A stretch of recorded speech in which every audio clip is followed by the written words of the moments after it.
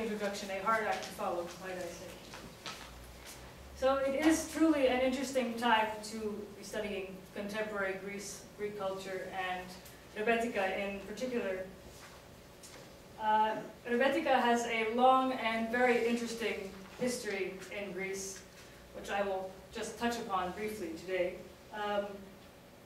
But I think once again we have to shift the kaleidoscope a bit and question our perceptions of the music anew, and especially of its place in Greek society. For Rebetika is taking on new meanings and new uses in the difficult economic situation that Greeks face today. People tend to think of music often as a form of entertainment, as something that exists somehow in a realm that is separate from our everyday lives. And when it does intersect with other activities, often we allow it to assume a background role. Now, how often do we listen to music while we're engaged in another activity, while we're driving or hanging out with friends or sitting in the dentist's office waiting for a root canal, and we don't often pay much attention to it. And I hope that during the course of my talk today, I will convince you a bit that music can play indeed a much greater role in our lives than we often acknowledge, that music is powerful, that it shapes the way in which we view the world, shapes our ideologies, the way in which we think, shapes our cultures, our webs of significance, to borrow a term from anthropologist Clifford Geertz. So the purpose of my talk today is to discuss a particular music culture in Greece today, and that is the live performance of the musical genre Rebetika. And I aim to discuss some of the many roles that this music culture plays in people's lives, especially with respect to the contemporary crisis, as people like to say. And my basic argument is that live Rebetika performance plays a cathartic role for musicians and audiences alike. So the format of the lecture is as follows. First, I will speak about some of the many ways that music can play a great and powerful role in our everyday lives. And then, to segue into my final discussion of the live Rebetiko scene in Athens today, I will give you some history on the background and the music of Rebetika, and I will play some old recordings for you so that you can get an idea of the sound of the music in your ears. If there's time, I brought a Bouzouki with me, which is the main Rebetiko instrument, which has been so controversial for so many years, and I can show you a bit how it is played and how it sounds. And then finally, I will spend the majority of the talk today focusing on a particular group of Rebetiko musicians that I first came across as a Fulbright scholar. Thank you. In 2007, when I came to Greece to engage in dissertation research. At that point, I actually had planned to study Rebetika. I wanted to study the musical style and maybe some contemporary performance practices, and really nothing more than that. And the situation that I found in the live Rebetiko scene was much more complex and interesting and called for a very different type of study. So this talk will be drawn from the research that I did. The musicians about whom I will speak perform at Rebetiki Istoria, which is the oldest rebetadiko, a sort of a mix between a tavern and a club where you can hear live Rebetiko performed. I want, of course, to invite you to join me after the lecture at Rebetiki Istoria, where the musicians are ready to play for you, and you can come and really experience this music. I believe the best musicians in Greece today. So a 5-minute ride by cab. If you would like to join me, you are more than welcome. The address is there, and I will show this slide again at the end of the talk. All right, so the title of my talk is Playing for Change, Performing Rebetika in Troubled Times.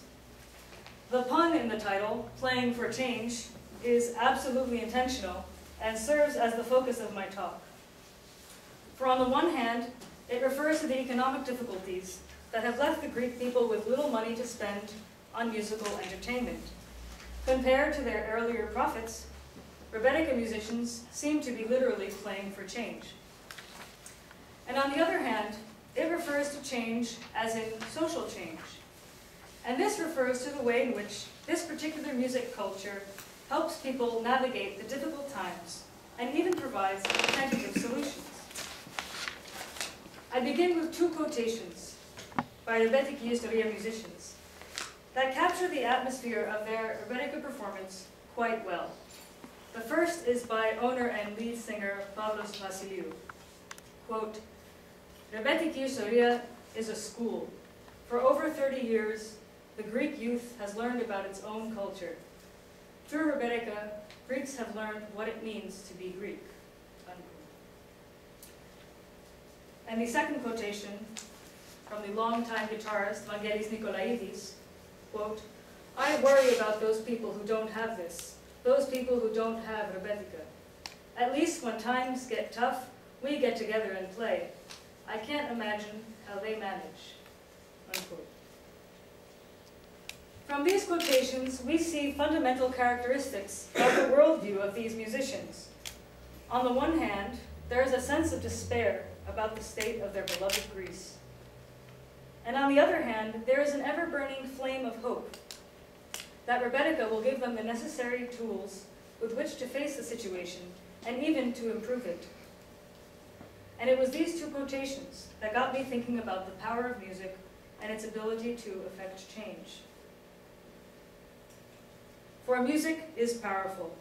Just how music can have such significant emotional and physical effects on the human body has been the focus of many scientific and anthropological studies.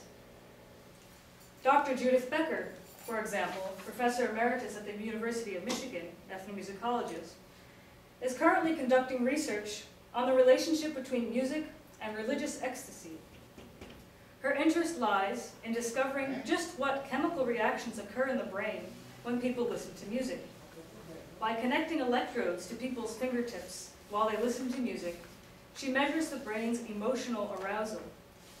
Here we see a photograph of whirling dervishes of the Mevlevi order, who engage in a type of active meditation, and by twirling around in one spot while listening to a particular music, they aim to reach Kamal, or the source of all perfection. And Dr. Oliver Sacks's research is another telling example. His well-known research on music therapy and Parkinson's disease is fascinating. He discovered that one could easily observe the power of music with deeply Parkinsonian patients who suffered so greatly that they could not move or speak. Sometimes, the only way in which these patients could be relieved of this temporarily frozen state was by playing music for them. And it is by listening to music and by singing that members of the Southern Baptist Church in the American South go into trances so powerful that they have been known to faint and to lose sense of their surroundings.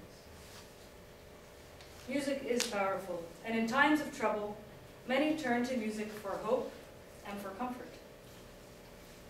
So, how does Rebetika serve as a beacon of hope in these troubled times?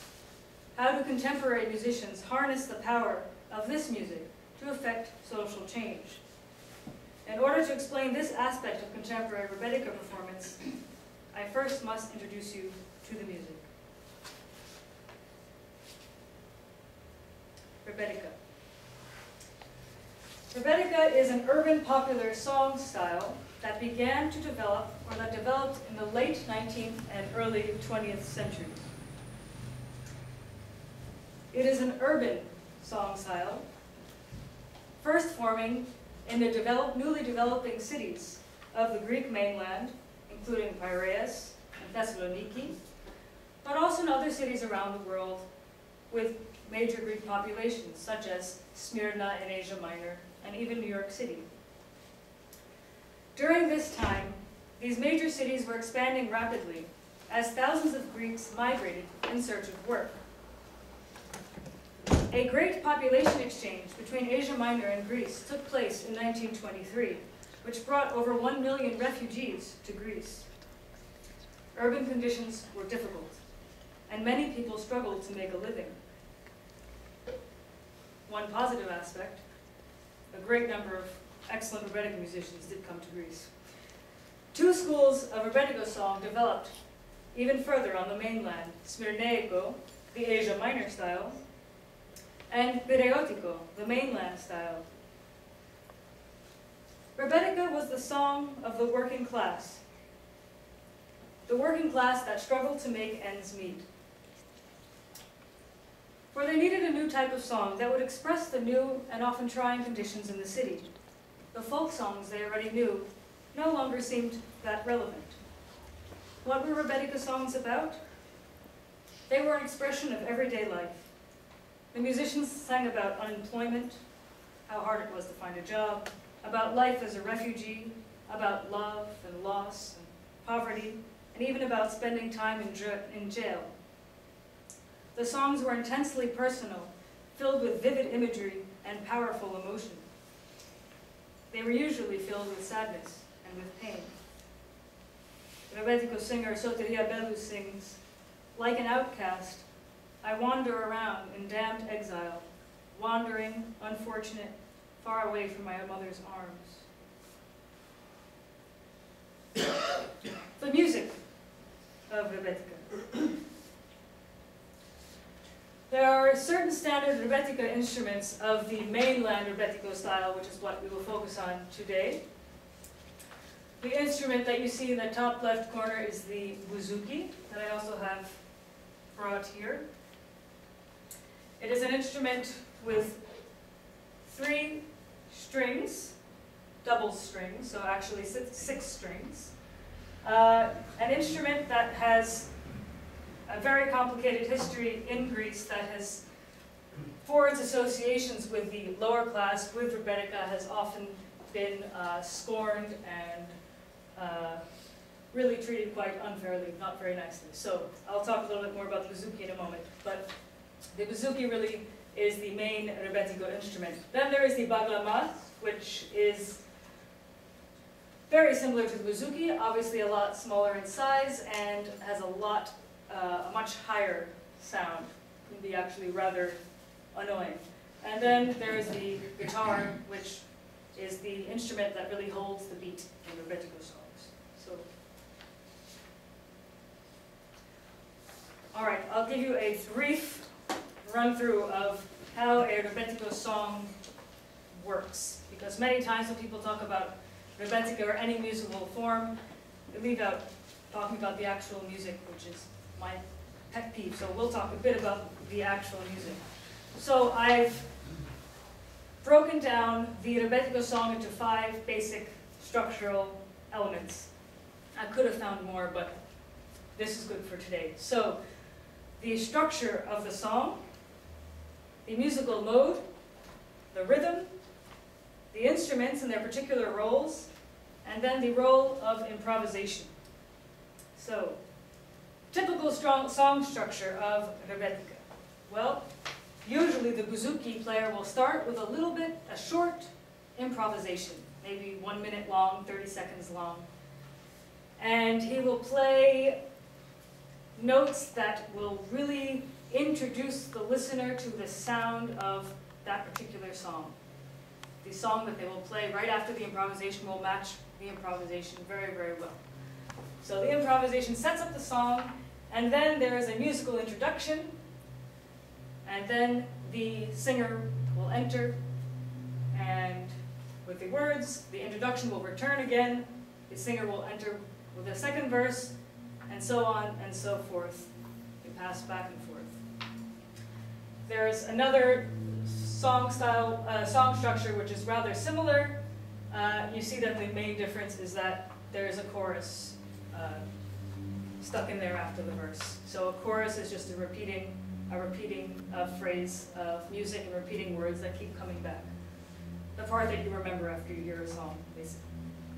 So that's the typical song structure. Then I talked to you about I mentioned musical mode. What is a musical mode? Well, a musical mode is a group of notes. You can think of a scale, like a Western scale on the piano. If you play from do to do, re, mi, fa, sol, la, si, do, that's a scale. A mode is similar to this, but it differs in some very significant ways. There are certain notes that you would emphasize. If you're playing a particular mode, you might play up to the third note, and you might spend a long time emphasizing that third note. And then you can continue up and play to the sixth note, and spend a long time emphasizing the sixth note. So each mode, there are 13 modes, has particular rules. And you have to commit them to memory, and many people, Greek musicians, just seem to know them from birth, which is very frustrating for me. I'm jealous, but so notes that are significant, and also there are characteristic ways of grouping notes together. Right? You might not jump from the first note to the seventh note. That might sound very strange. You might play the first 3 notes in a row. That would sound more in the Rebetiko style. So that's musical mode. And then I mentioned the guitar holds the rhythm. Well, we have what is called an ostinato rhythm, which is just a fancy way of saying a rhythm that keeps repeating over and over again. And here I have written out the most common rhythm in Rebetika, which is the Rebetiko. And this is a rhythm with 9 beats, which for Americans sometimes sounds a little bit strange, like there's an extra beat at the end, it should be 8. But once you listen to enough songs, it actually sounds just right. So the Rebetiko rhythm is dun, dun, dun, dun, dun, dun, dun, dun, dun. And there are, of course, many variations of this, and it's never this simple, but this is a good basic introduction to the Rebetiko. The instruments again, which we have already seen, and then I mentioned improvisation.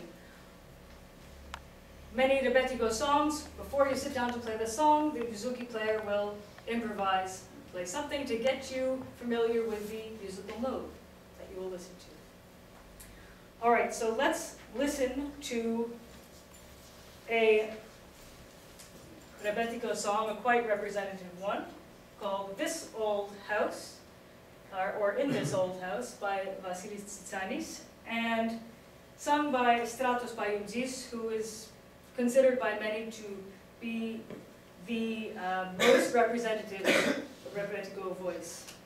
So if you'll bear with me, I'm going to just make the screen small for a moment to play the track for you. See if you can listen for one of the elements. If you want to listen for, maybe the rhythm is the easiest, the Rebetiko rhythm underneath, if you can count down that 9/8 as you listen to the song. One moment. All right. This is the introduction. There's no improvisation.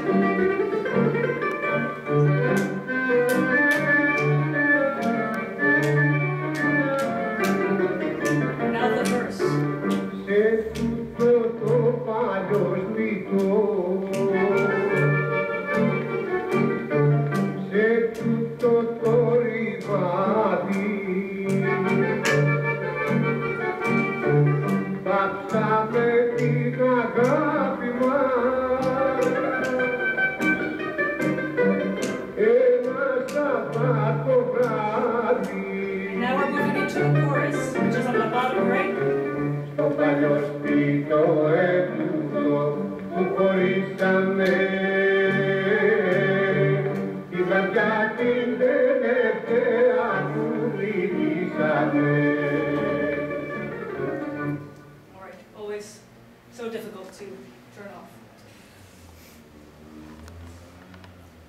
Now, Rebetiko was never a static musical form. The music evolved continuously. And one of the main reasons for the many changes that took place in the sound and the function of the music was the fact that Rebetika posed a problem for many people. Many believed that the music did not provide a desirable image of Greece as a modern, Western, European country, nation, ready and able to compete in the modern world. After all, some of the earliest performance venues included the streets, simple taverns, even jails or hashish dens. And its proponents, of course, were of the poorest classes. The Bouzouki, as I mentioned, was scorned. We hear many stories about Rebetiko musicians who say, when I first got my first Bouzouki, my parents were so upset they took it away from me, or they hit me, or so this was not something that parents, an instrument that parents wanted their kids to learn. But it was not only the social context of Rebetika that was cause for concern. The actual sound of the music, the musical notes and their various combinations, was enough to make people uncomfortable. For since the founding of the Greek nation, a very different musical tradition dominated the Greek oral landscape. This included imported songs from Europe like operettas and wind band music and new works by Greek composers in the style of Western European art music. There is a famous story about Marcos Vavakaris, who you see on the right, who is considered the grandfather of Rebetika. And Nikos Hatziapostolos, who was the director of the Western upper-class Greek operetta. And apparently he went one day in the 1930s to record in the Odeon Parlophone studio, and what did he hear but Vavakaris playing Rebetika, and he was absolutely shocked and said, "What is that?" to the director of the recording studio, who apparently is said to have answered, "Oh, it's a new type of song that I like very much."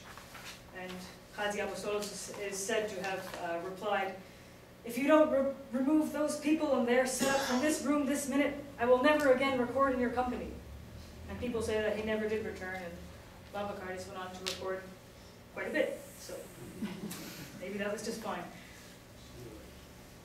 Fast forward to the 1950s, and the sound and the function of Rebetika had begun to change significantly. Many describe the changes as part of the socio-political trend of Europeanization. Those musical modes I just talked to you about, well, they were replaced with Western scales. Musicians incorporated foreign European instruments, such as the upright bass, into their ensembles, electric guitar, and the primary performance context changed significantly. No longer were you only hearing Rebetika in the tavern, but you were hearing it in upscale nightclubs. The music began to take elements from tango and Indian film music, changed significantly. People threw flowers, broke plates in praise of the great musical ability of the musicians. And here you see a very representative photo of Ioannis Papaioannou, who performing Rebetika in the 1960s, and those are plates that you see that he is sitting on. So many plates have been broken around him, just sitting in a sea of plates, right? A very, very different Rebetiko culture has emerged. And a lot of the earlier musicians played in this older style were really forgotten about. That, look, I've been replaced, or we've been replaced even by the jukebox, Vavakaris complained at one point. And many who still played Rebetika played the songs in a new way.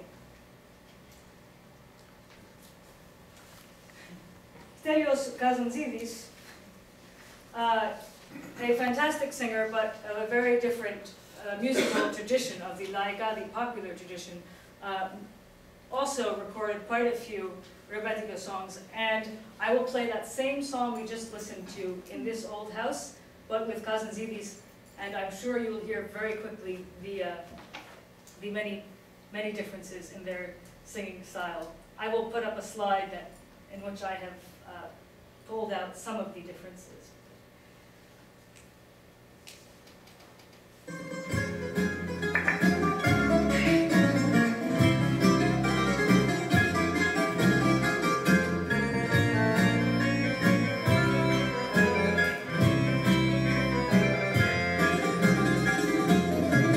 Σε τούτο το παλιό σπιτό, σε τούτο το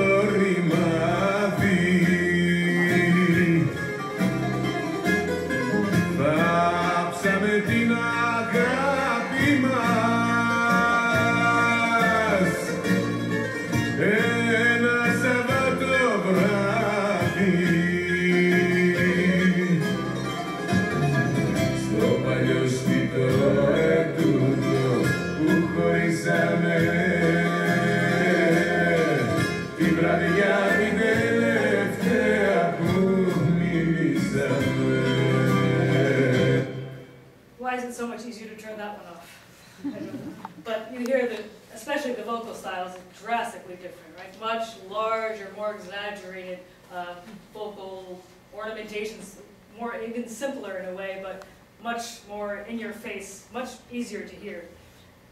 All right, fast forward once more to the 1980s. Let me just put up the slideshow so you have a larger view here.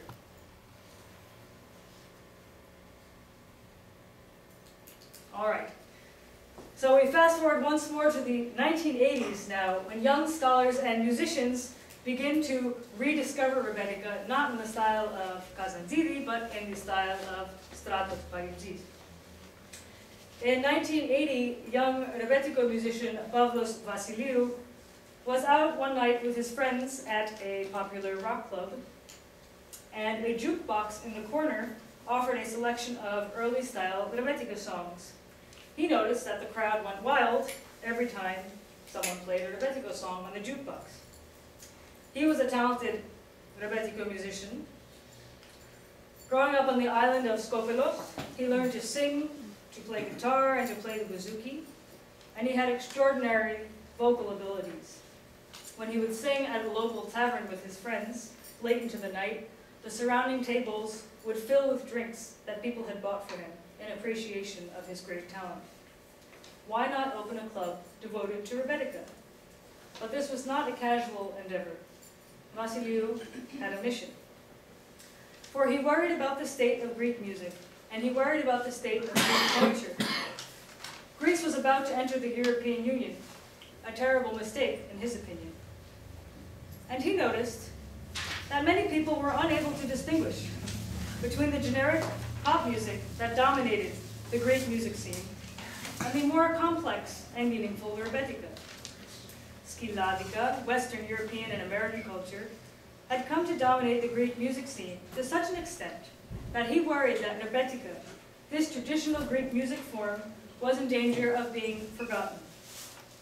What's more, Rebetika was being packaged and sold to audiences in ways that did great injustice to the music. Look here at a series of CD covers and book jackets that I came across in my research, and you will find hundreds more like this. What element are they emphasizing of the Rebetika culture? Right. So we see knives and water pipes and cigarettes and somebody who looks rather drunk and like he's not really sure if he can stand upright, sitting on the fallen column of the greatness that was ancient Greece. Songs of the Greek underworld. Where that underworld is, I haven't found it yet, but I am still looking. 24 outlawed Rebetika songs, right? So this way of packaging the music as this mystical underworld outlawed song of drug-using no-goods. That was about as bad as I could come up with. I'll come up with an even meaner sounding sentence next time. But,